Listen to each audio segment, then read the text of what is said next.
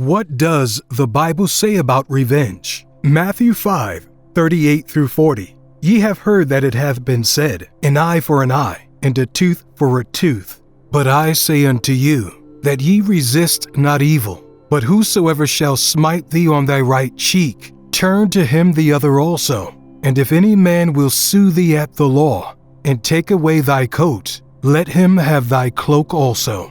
There is an active law about revenge in the law of Moses, which continued to be a force until Jesus came. Jesus told the people that he did not come to abolish the law, but to establish it. It is good for us to know that Jesus is the perfection of the law.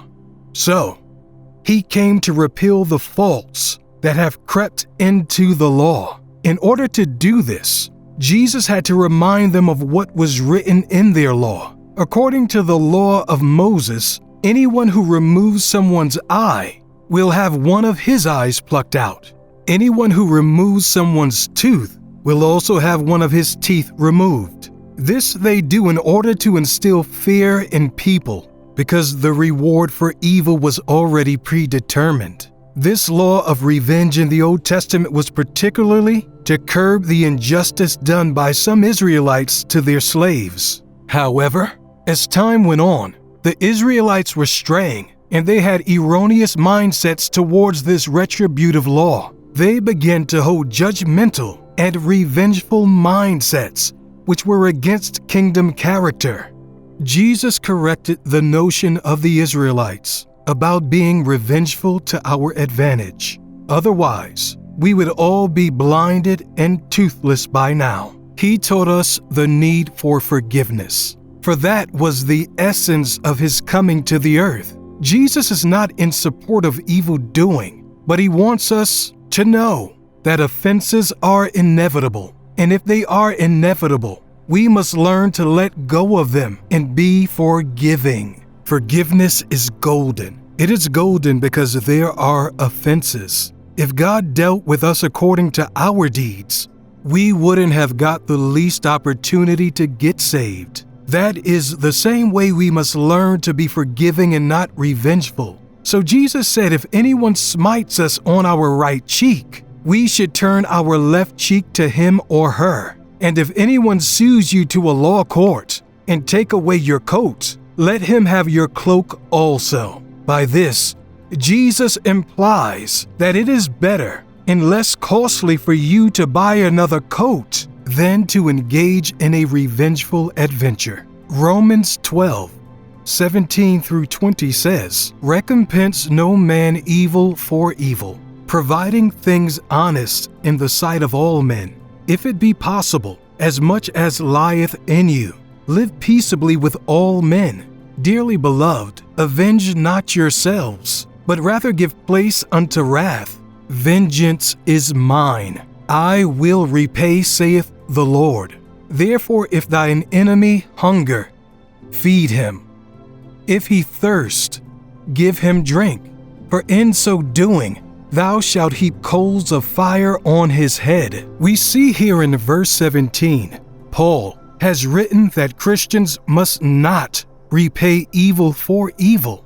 He then proceeds on that concept to make it even more clearer. Those who are followers of Christ are commanded to never avenge themselves, to never get even.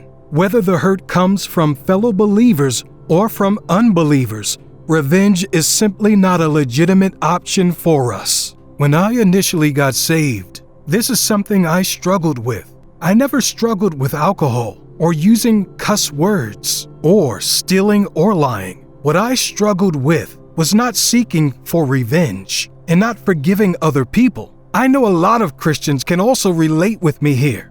I am the type of person that if you showed me aggression, I would show you aggression back. If you pushed me, better believe I would push you back.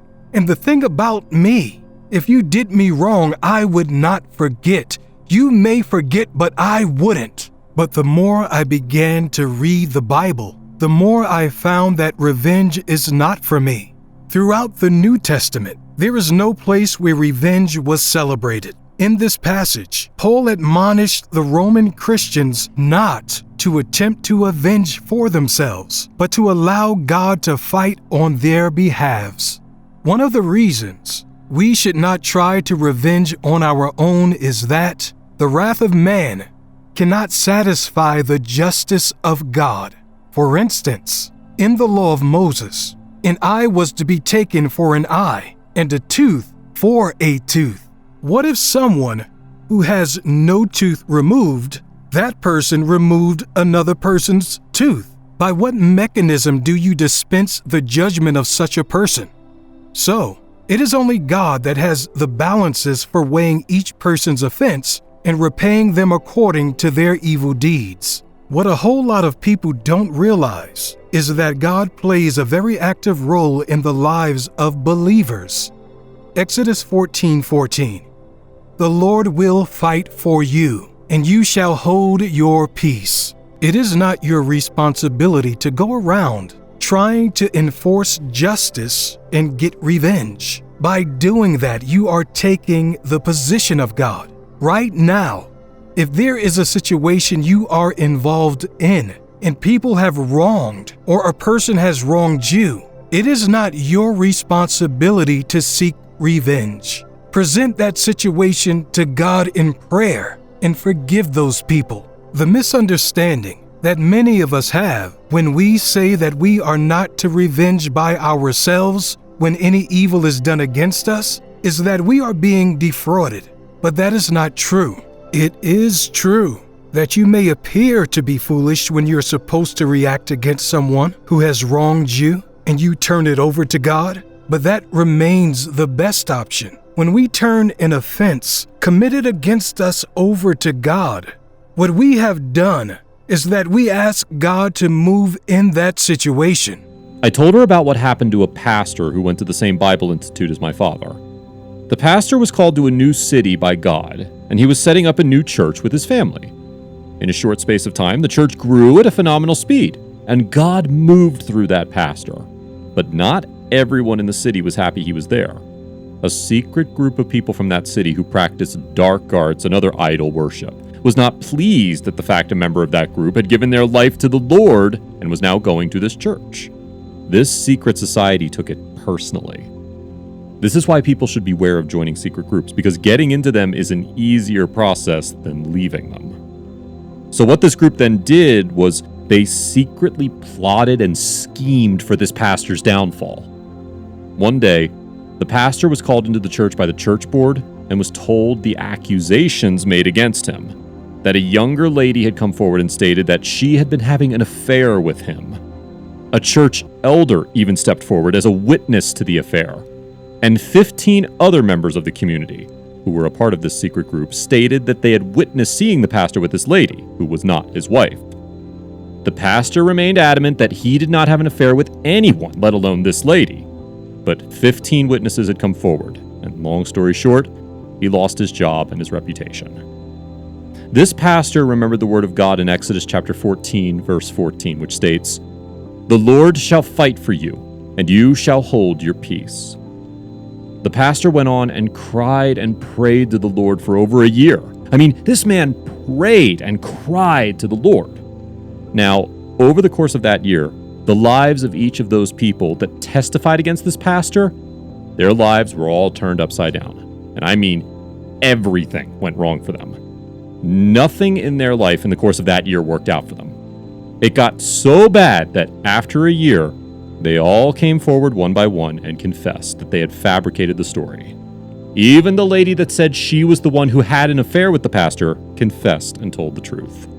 One thing we need to take note of is there was an elder in the church who was a part of the secret society, yet they were an elder. I told this story to this young girl to encourage that God will always fight for his people, and she doesn't need to be afraid of any demon in hell or any people on earth.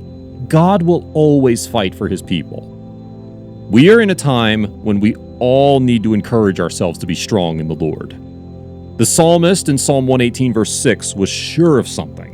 He knew the Lord was on his side, and this gave him confidence. If God is with you, no evil will prosper in your life.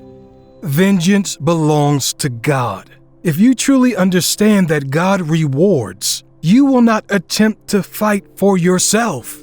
God does not just reward good works, He rewards evil deeds too. Jesus said in Revelations 22:11 through 12, "He that is unjust, let him be unjust still, and he which is filthy, let him be filthy still, and he that is righteous, let him be righteous still, and he that is holy, let him be holy still. And behold, I come quickly, and my reward is with me, to give every man according as his work shall be." God is a specialist when it comes to taking vengeance, and His vengeance is always just. There is nothing that anyone would do here on earth that he or she will not be rewarded for. So, the biblical stand on revenge is that we should allow God to revenge for us. You are not a fool for not revenging for yourself. Letting God revenge for you is a wise decision. Whatever evil anyone has done against you, do not try to take revenge by yourself. Report it to God in prayers. God is a righteous judge, and He will judge justly. Righteousness and truth are the foundations of His kingdom. Do not revenge evil with evil, but overcome evil with good. Romans 12:21.